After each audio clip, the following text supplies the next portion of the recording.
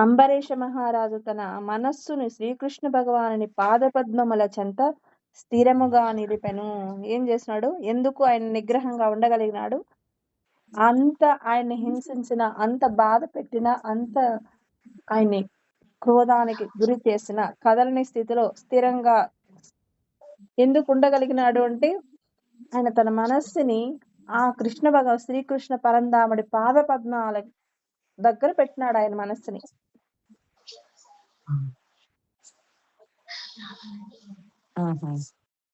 ఆయన పెట్టుకుంటే ఆయనకు వచ్చింది, మనకేంటంట? మనము పెట్టాలా? ఎంత బాగుంటాయో నవ్వులు.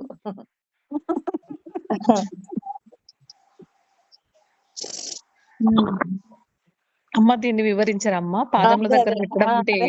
అదే చెప్తా.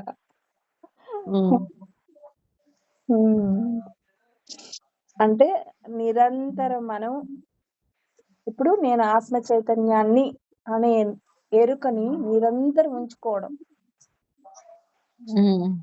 మళ్ళీ మనకు ఆడ కృష్ణుని నామరూపాలు మనకొద్దు.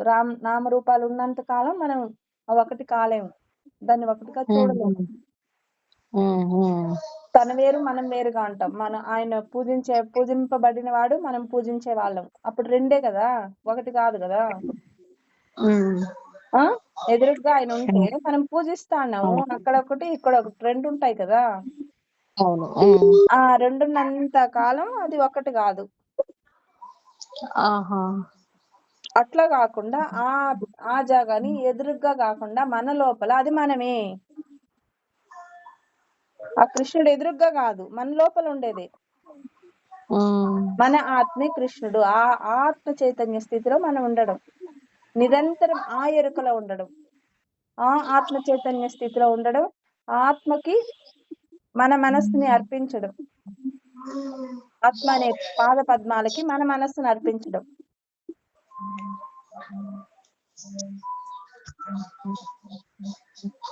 అర్థం కాలేదు కదా?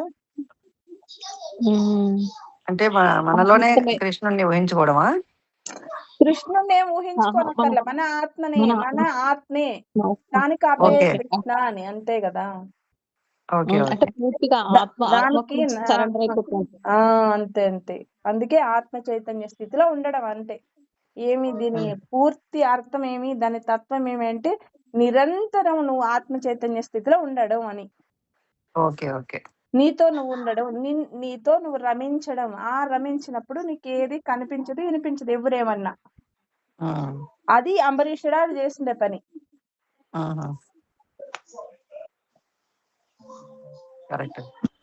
ఆయన మనస్సుని కృష్ణుడి పాద పద్మాల దగ్గర పెట్టేయడం అంటే ఏమి అంటే, ఆ మనస్సు అనే దాన్ని ఇంక లేదు, మనస్సే లేదు ఇంక అక్కడ. ఈ జీవాత్మ పరమాత్మతో ఏకమైపోయింది. ఆ స్థితిలో ఉంటే మళ్ళీ నీకు ఇంక పక్కన వాళ్ళు ఏం మాట్లాడినా నీకు వినిపిస్తుందా? వినిపించదు కదా. ఆ స్థితిలో ఆయన ఉన్నాడు. రమణ మహర్షి స్థితిలో ఆయన ఉన్నాడు ఇప్పుడు అంబరీషుడు. ఆ స్థితిలో ఉంటే మళ్ళీ నీకేం వినిపిస్తుంది? ఆ స్థితిని మనం తెచ్చుకోగలిగితే మనం కూడా అంబరీషులాగా ఉండగలుగుతాం. ఇప్పుడు మాకు అర్థమయ్యే రీతి అంటే నిరంతర ఎరుక అని అనుకోవచ్చమ్మా? అంతే అంతే, అదే చెప్పింది నేను. నిరంతరం ఎరుక, ఆత్మ చైతన్య స్థితిలో ఉండడమే. అదే చెప్పింది నేను ఇందాక, ఆత్మ చైతన్య స్థితిలో ఉండడమే. ఆ శ్రీకృష్ణ భగవానుడి యొక్క పాద పద్మముల చెంత స్థిరముగా నిలిపెను అంటే తనతో తాను రమిస్తా ఉన్నాడు ఆయన. ఆ రమించినప్పుడు నీకేమీ లేదు, ఇంకా రెండోదే లేదు. ఇంకినిపించేది అక్కడ, అనిపించేది అక్కడ.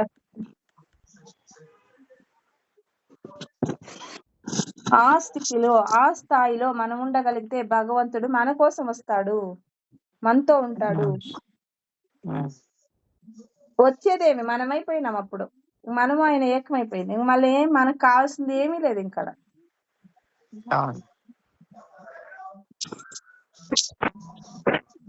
ఈ సముద్రం ఆ నది ఆ సముద్రంలో కలిసిపోతేనే సముద్రం అయింది అది. ఇంకా దానికి ప్రత్యేకంగా నేను నదిని అని చెప్పుకునే దానికి లేదు, దాని ఉనికే లేదు కదా. అట్లా మనం అయిపోతే మళ్ళా మనకి ఇంకేం కావాలా, ఏం అవసరం లేదు. ఆ భగవంతుడి నుంచి వచ్చిన మనం భగవంతుడిలో కలిసిపోయేదే మన పని. అది కలిసిపోయినాక మళ్ళీ ఇంకేం కావాలి మనకు?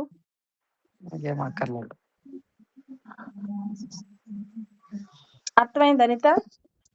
అర్థమైందమ్మా. అంతే. శ్రీకృష్ణ భగవానుడి పాద పద్మముల చెంత స్థిరముగా నిలిపెను అంటే అది అర్థం.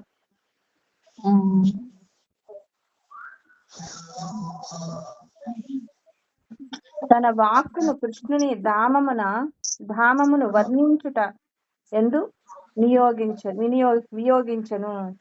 ఆయన వాక్కును ఎవరి కోసం పెట్టినాడు అంటే ఆ భగవంతుని వర్ణించుకోవడం కోసం ఆ వాక్కుని ఆ నోరును ఉపయోగించినాడు ఆయన, అంబరీష్ మహారాజు.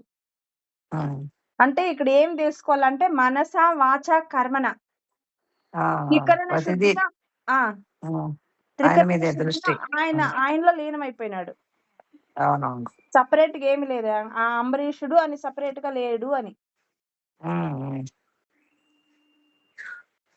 తన కరములను కృష్ణుని మందిరములను శుభ్రపరచుట ఎందును, తన కర్ణములను ఆ భగవానుని లీలాకథలను శ్రవణము చేయుట ఎందును, తన కన్నులను ఆ దేవదేవుని సుందరమైన రూపమును కాంచుట ఎందును, తన దేహమును భక్తుల దేహమును స్పృశించుట ఎందును, తన నాసికను ఆ దేవదేవుని పాదపద్మముల చెంత అర్పింపబడిన పుష్పముల సుగంధమును ఆస్వాదించుట ఎందును, తన జిహ్వను భగవానునికి అర్పణము గావించిన తులసీ దళములను రుచి చూచుట ఎందును, తన పాదములను శ్రీహరి మందిరములు గల తీర్థస్థలములకు ప్రయాణించుట ఎందును, తన శిరమును ఆ ఋషికేశుని పాదములకు మ్రొక్కుట ఎందును, తన కోరికలన్నింటినీ ఆ ఉత్తమ శ్లోకుని కోరికలను పూర్ణము గావించుట ఎందును సంపూర్ణముగా వినియోగించును. ఈ యోగ్యతలన్నీయును అతనిని మత్పర భక్తునిగా చేసినవి. ఆయన చూడు ప్రతి ఒక్క అవయవము ఏం పని చేయాలనేది ఇక్కడ స్పష్టంగా చెప్తున్నాడు భగవద్గీతలో కృష్ణుడు. ఇది అంబరీషుడు చేస్తున్న పని కాదు, చేసిన పని కాదు. అది చేసినా మనకు వచ్చిన లాభం లేదు, ఆయన చేయకపోయినా మనకు వచ్చిన నష్టం లేదు. ఇక్కడ మనం చూడాల్సింది, తీసుకోవాల్సింది ఏమి అంటే మనం చేసే ప్రతి పని ఏ రకంగా ఉండాలి, మనం మాట్లాడే మాట ఏ రకంగా ఉండాలి, మనం వినే మాటలు ఏ రకంగా ఉండాలి, ఏ రకమైన మాటలు మనం వినాలి, ఏ రకమైన ప్రయాణం మన నడక, మన కాళ్ళతో ఏ రకమైన ప్రయాణానికి వెళ్ళాలి, ఈ చేతులతో ఏ రకమైన పనులు చేయాలి, చెవులతో ఎలా వినాలి, ఈ తల దేనికోసం, ఎవరి కోసం ఈ తల ఉండేది, ఈ నాసిక, ఈ ముక్కు, నాసిక అంటే ముక్కు, ఈ ముక్కుతో దేన్ని వాసన పీల్చగలగాలి, జిహ్వా నాలుక, ఆ నాలుకతో ఏమి రుచి చూడాలి అని ప్రతి అవయవానికి జ్ఞానేంద్రియాలు, కర్మేంద్రియాలు అన్ని ఏ రకంగా పనిచేయాలనే విషయాన్ని మనకు తెలియజేస్తున్నాడు. ఎవరు? కృష్ణ భగవంతుడు, శ్రీకృష్ణ పరంధాముడు. అంటే మన అవయవాలన్నీ సరిగ్గా పనిచేస్తాండాయా?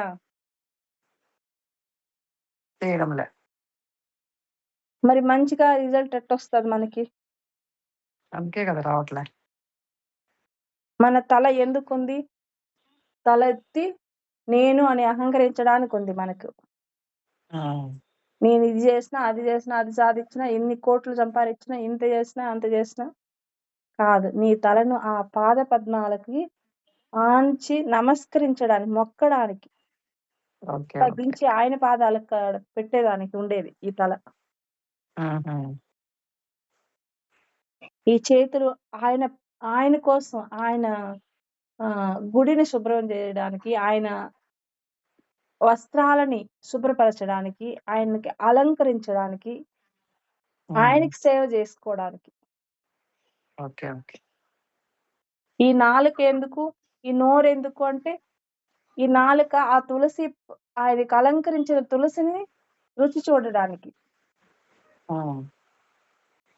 ఈ ముక్కు ఆయనకు అలంకరించిన పుష్పాలను, ఆ గంధ సుగంధాన్ని పుష్పాలను, ఆస్వాదించేకి. ఆ గంధాన్ని, పుష్పముల సుగంధం, ఆ గంధ సుగంధాన్ని పరిమళాలను ఆస్వాదించేకి. ఆస్వాదించడానికి కోసం. ఈ చెవులు ఆయన కథలు, ఆయన గానాలు, ఆయన లీలలు వినడానికి. ఈ కన్నులు ఆయన దివ్య మంగళ స్వరూపాన్ని దర్శించడానికి.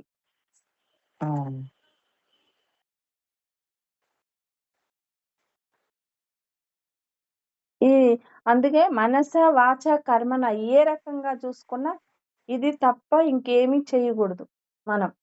అంటే ఆత్మ చైతన్య స్థితి తప్ప ఇంకేమీ మనం చేయకూడదు. చేసినప్పుడు ఇది మనకు పూర్తిగా మనం కాదు. మత్పర భక్తి అంటే ఏంది? మత్పర భక్తి మరింత ఉత్కృష్టమైన భక్తి. Okay okay. ఆయన ఇప్పుడు భక్తుడు, ఇవన్నీ చేస్తే మత్పర ఇంకా ఉత్కృష్టమైన భక్తి ఉండేవాడు అని. ఓకే ఓకే, అర్థమైంది. భక్తులలో భక్తుడు పరమ ఉత్కృష్టమైన వాడు. పరమ ఉత్కృష్టమైన భక్తుడు. సరే సరే. ఇంకా అల్టిమేట్ ఆయనకు మించిన వాళ్ళు లేదు ఇంకా భక్తుల్లో. అంటే నిన్ను నువ్వు ఏ రకంగా శుభ్రం చేసుకొని, ఏ రకంగా మంచి పనులకు నువ్వు అంటే ఇదంతా ఈక్వల్ టు ఏమి అంటే ఆత్మ చైతన్య స్థితిలో ఉండడమే, ఇంకేమీ లేదు. ఎన్ని రకాలుగా చెప్తున్నాడు అంటే దీన్ని ఇవంతా రాసి ఈక్వల్ టు పెడితే నీ స్థితిలో, నీ ఆత్మ చైతన్య స్థితిలో నువ్వు ఉండడమే. అది కృష్ణుడు మనకి ఇచ్చుండే సందేశం, దాని అంతరార్థం. Okay okay. దాని ఆత్మస్వరూపం అదే. చూడు, ఈడ వర్ణిస్తా అంటేనే ఆ భగవంతుడు, ఆ శ్రీకృష్ణ పరంధాముడు మన కళ్ళకు కట్టినట్లేడా, మన ముందు ప్రత్యక్షమైనట్లేడా.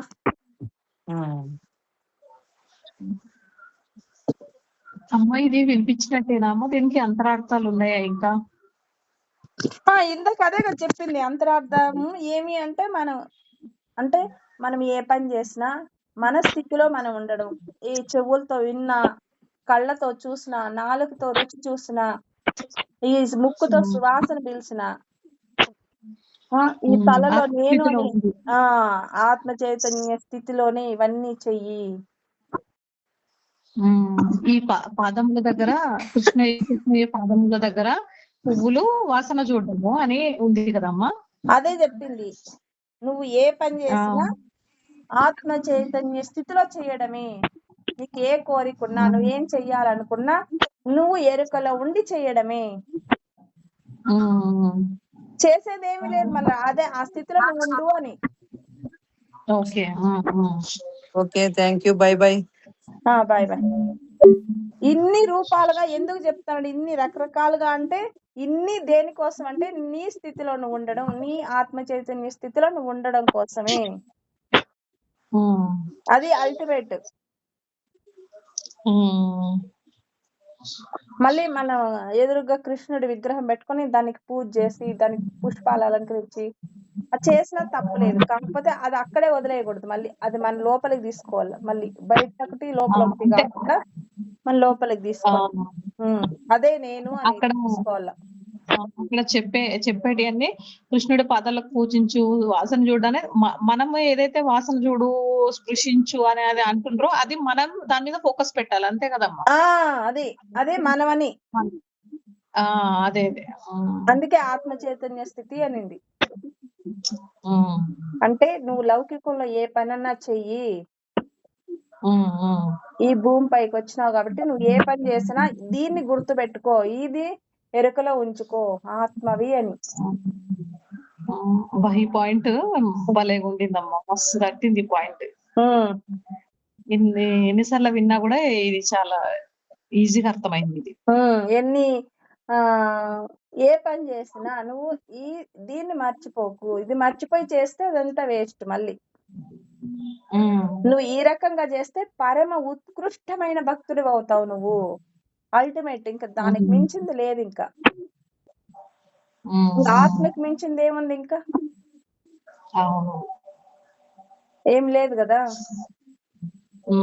అంటే ఆ ప్రసాదం తినడము అనే విషయం కాకుండా నువ్వు ఏం తింటే అది ప్రసాదం లాగా చూసుకో, ఆత్మస్థితిలో ఉండు అని అర్థం కదమ్మా. అది నువ్వు అసలు బయటవి ఏమి చూడొద్దు. నిన్ను నువ్వు చూసుకో అంతే. నువ్వు నీ చైతన్య స్థితిలో నువ్వు ఉండు. నువ్వు ఉన్నావంటే నువ్వు చేసేదంతా ఆ ఫలానికి వచ్చేస్తుంది. మళ్ళీ నువ్వు సపరేట్ గా చూడాల్సిన అవసరం లేదు. ఒక్కొక్క దాన్ని సపరేట్ చేసి చూడాల్సిన అవసరం లేదు. మళ్ళీ భిన్నత్వం లేకొద్దు. ఏకత్వంలోనే ఉండు, ఏకత్వంగా చూడు అంటాండ నేను.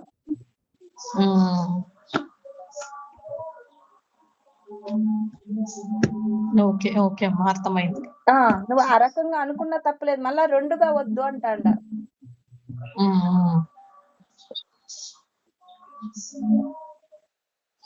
ఏకత్వంలోనే ఉండు, ఏకత్వంగానే చూడు. Okay okay. దీన్ని తప్పినావంటే మళ్ళా నువ్వు ద్వంద్వత్వంలోకి వెళ్ళిపోతావు. రెండుగా చూసినావంటే మళ్ళా ఆటోమేటిక్ గా అన్ని వచ్చేస్తాయి. ఎందుకు అంటే ద్వంద్వం అంటేనే ఇవన్నీ ఉండేదాన్నే ద్వంద్వం అంటారు. అందుకు దాన్ని తీసుకోవద్దు అంటాండ నేను. అట్లా చూడద్దు.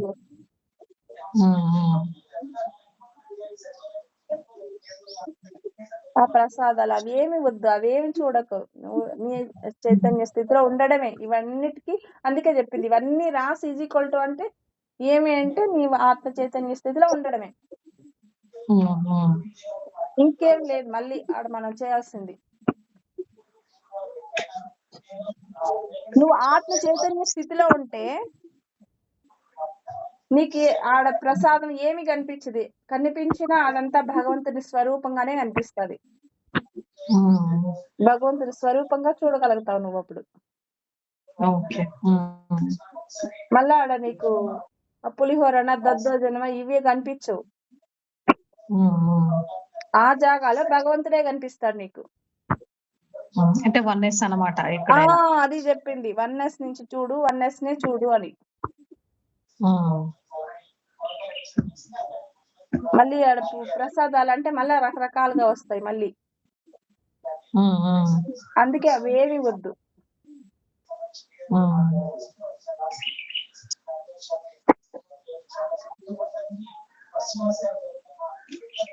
నీ ఆత్మే ఆ ప్రసాదం, నీ ఆత్మే ఆ తులసి, నీ ఆత్మ ఈ కృష్ణుడు చెప్పే భగవద్గీత.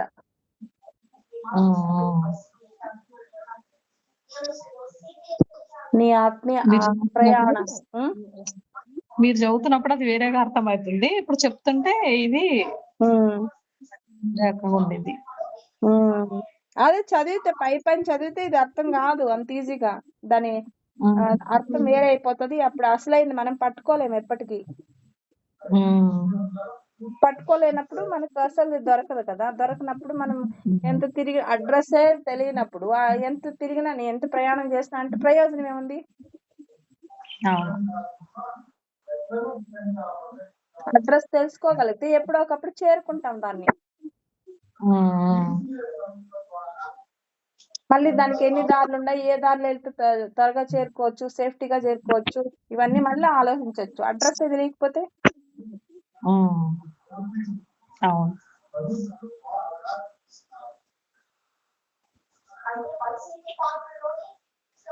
అందుకే దేన్ని రెండుగా చూడకు.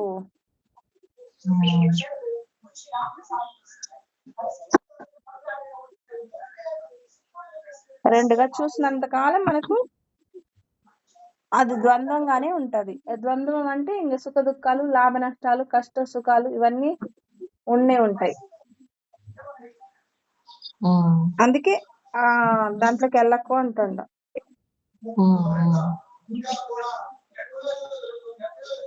అందుకే అవన్నిటిని చెప్పి అవన్నీ ఏమి అంటే అంత ఆత్మ చైతన్య స్థితిలో ఉండడమే.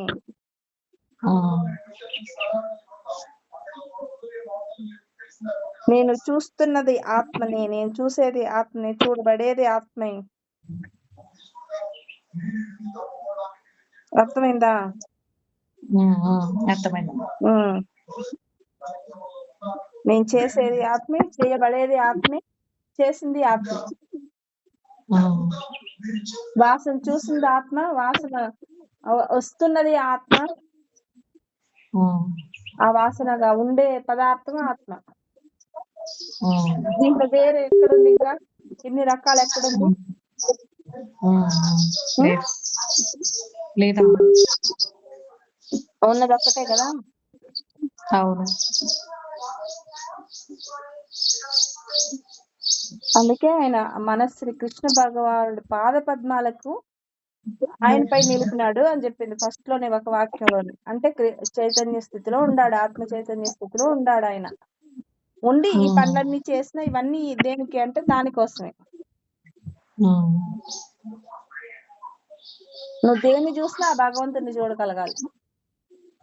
ఈ ప్రకృతి, ఈ సృష్టిని అంతా చూడు, వద్దనలేదు. చూస్తే కూడా ఏ ఒక్క పువ్వు చూసినా నీకు భగవంతుడే, ఆ భగవంతుని దర్శించగలగాలి.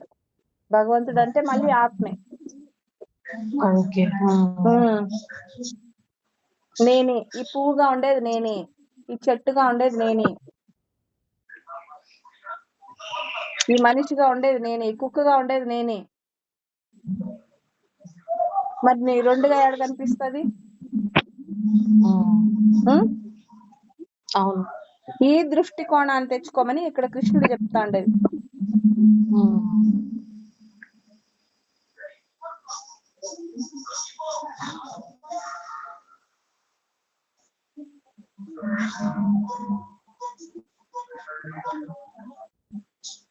భక్తుల దేహంను స్పృశించుట అంటే ఆ భక్తుల్లో ఉండే, ఆ దేహంలో ఉండే, భక్తుల యొక్క దేహాల్లో ఉండేది ఏది?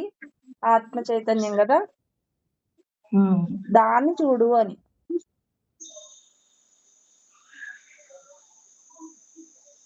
ప్రతి ఒక్క దానికి అదే అర్థం. లక్ష్మి, ఆ ఒకసారి నార్మల్ కాల్ చేస్తా, లిఫ్ట్ చేయమనుకోకుండా. సరే. ఏ అమ్మ, ఒక్క నిమిషం ఉండు, ఫోన్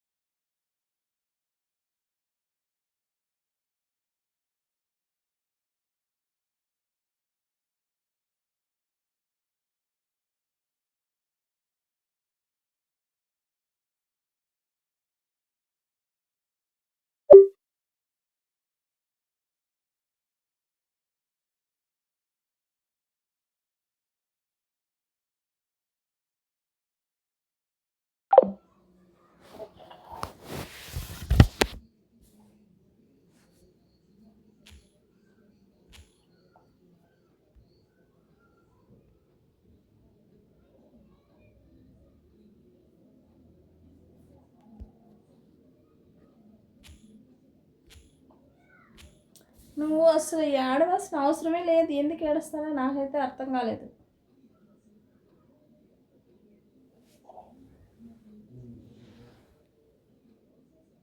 ఉమ్? ఒక్కసారి నిన్ను నువ్వు పక్కకు పెట్టి చూడు, నీ మనసుని పక్కన పెట్టి చూడు. ఇదంతా ఎవరు చేస్తారు ఈ నాటకం అంతా?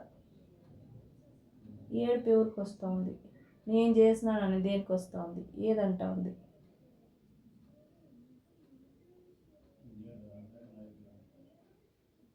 నువ్వు చేసేట్టుకుంటే నీ చేతిలో అన్ని పనులు ఉంటే వాడికి తెచ్చిపెట్టు. ఒక బంగారం 100 కేజీలో, లేకుంటే వాడికి 100కి 100 మార్కులు నువ్వు తెచ్చిపెట్టు చూద్దాము. అన్ని సబ్జెక్టులలో 100కి 100 మార్కులు.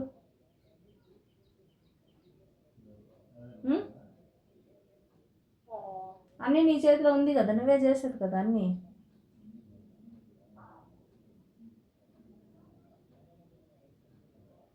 లేదా ఒక 10 బిల్డింగ్లు కట్టించి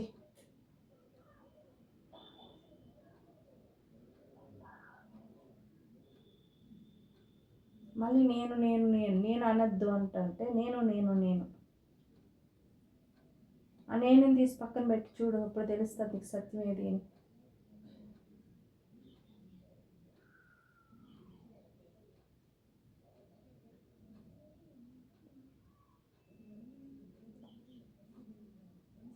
నేను కూడా ఫస్ట్ లహరి పిల్లలు నేను నచ్చినట్టు చేయాలనుకున్నానా లేదా? నేను పక్కన పెడితే వాళ్ళు ప్రశాంతంగా ఉండాలి, నేను ప్రశాంతంగా ఉండాలి. మా ఆడబిడ్డ వాళ్ళు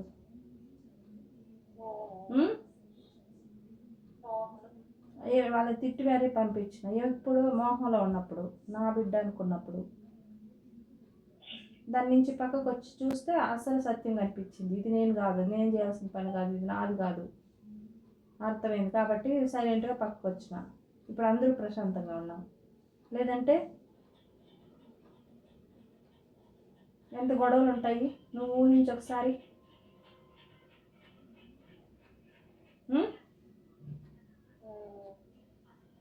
నువ్వే చూస్తున్నావు నేను మాట్లాడినా ఎంత ర్యాష్గా మాట్లాడినాను.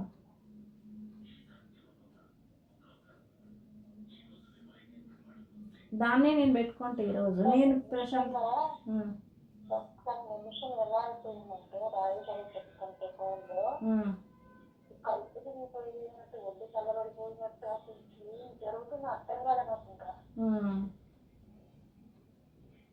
అదే మనసు భ్రమింపజేసేస్తుంది, మనిషిని సర్వ నిర్వీర్యం చేసేస్తుంది, శక్తిని అంతా లాగేసుకుంటుంది. అది అది దేని పని అంటే మనసు పని. అది అదే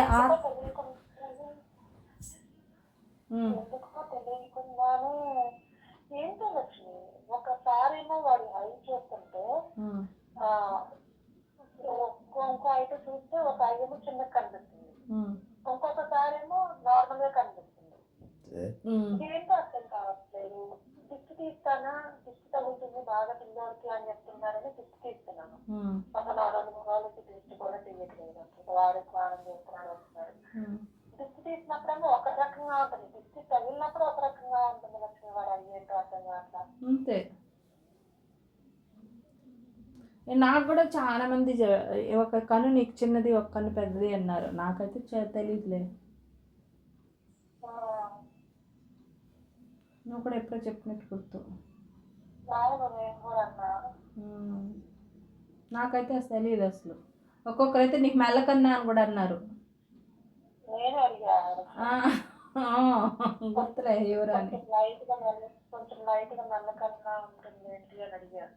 నాకైతే నాకు ఆ డిఫరెన్స్ ఎప్పుడూ తెలియలే. నాకు చిన్నది పెద్దది మెల్లకన్ను ఏమీ తెలియలే నాకైతే.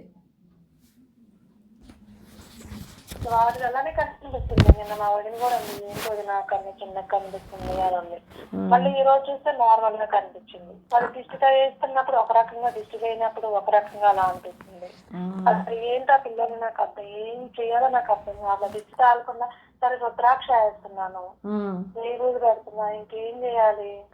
ఏం చేయాలంటే టైం పడుతుంది, వెంటనే అయిపోతుంది. విత్తనం వేసిన వెంటనే ఫలాలు వచ్చేయాలంటే ఎట్లా? సమయం కావాలి కదా. ఆ రుద్రాక్షమో కాసేపు వేస్తాడు, కాసేపు ఏమో ఒత్తిడి గుచ్చుకుంటుందని పక్కన పెట్టేస్తాడు. ఏం చేయాలో అర్థం కావట్లేదు. గట్టిగా మెడకు కట్టేసేయాల్సి ఉండే, మెడ వరకే. అది సబ్బు తగిలితే పాడవుతుంది అంట కదా రుద్రాక్ష, తీయడానికి వీలుగా వేసా నేనేమో. అట్లా ఏం పాడవదు అట్లా ఏమి పాడవుతుంది. రోజుగా ఉందని చెప్పేసి అట్లా వేస్తాను. లేదు అది తీయడానికి వీలు లేకుండా కట్టేయండి గొంతు దాకా, అది అటు ఇటు కదలకుండా. ఆ గొంతుకు నక్లీస్ వేసుకుంటాం కదా అట్లా. సద్గురు రాగానే తెప్పిస్తే అందులో రాసింది సబ్బు తగిలితే పాడవుతుంది అని. సబ్బు తగిలితేనా? అందుకే అని చెప్పి అది తీసి స్నానం చేయమని చెప్పి తీర్చడానికి వీలుగా వేసాను. దానికి నేను కూడా వేసుకునేటప్పుడు తీసి పెట్టే స్నానం చేస్తాను. అంటే వేసుకున్నా పర్వాలేదు, ఆ నీళ్ళు మన పైన పడితే ఇంకా మంచిది. రుద్రాక్షని వేసుకొని స్నానం చేస్తే ఆ నీళ్ళు మన పైన పడినప్పుడు ఇంకా మంచిది అది. అయితే సబ్బు తగలకూడదు, నీళ్ళు తగిలినా పర్వాలేదు అప్పుడు. అందుకని చెప్పి స్నానం చేసేటప్పుడు తీపిచ్చి స్నానం చేసిన తర్వాత వేపిస్తున్నాను. వీడేం చేస్తున్నాడు, దాని మధ్యలో కూడా తీసి పక్కన పెట్టేస్తున్నాడు, నాకు కుచ్చుకుంటుంది వేయడం. అది అందుకే గట్టిగా కట్టేస్తాయి దగ్గరికి, మెడ దగ్గరికి, అప్పుడు గుచ్చుకోకుండా ఉంటుంది, అటు ఇటు కదలకుండా. ఇంకా ఏదన్నా హనుమాన్ ఏదన్నా వేపిద్దాము, ఇంట్లో ఉంది గోల్డ్ వాళ్ళ నాయనమ్మ చేయించింది, అదన్నా వేద్దామా అనుకున్నాను మెడలో. వేపించండి. ఎప్పుడు హనుమాన్ చాలీసా మీరు చెప్పకపోయినా ఇంట్లో ఆన్లో పెట్టేయండి. ఇవాళ ఏం చేశానో తెలుసా, ఏంటో తెలియదు లక్ష్మి, వాళ్ళు హాస్పిటల్కి వెళ్ళారా, హాస్పిటల్కి వెళ్ళిన తర్వాత స్నానం చేశాను, మీకు ఫోన్ చేద్దాం అనుకున్నా. ఒక్క నిమిషం మైలో రాజేష్ చేస్తున్నారు. The person you are speaking with has put your call on hold. Please stay on the line.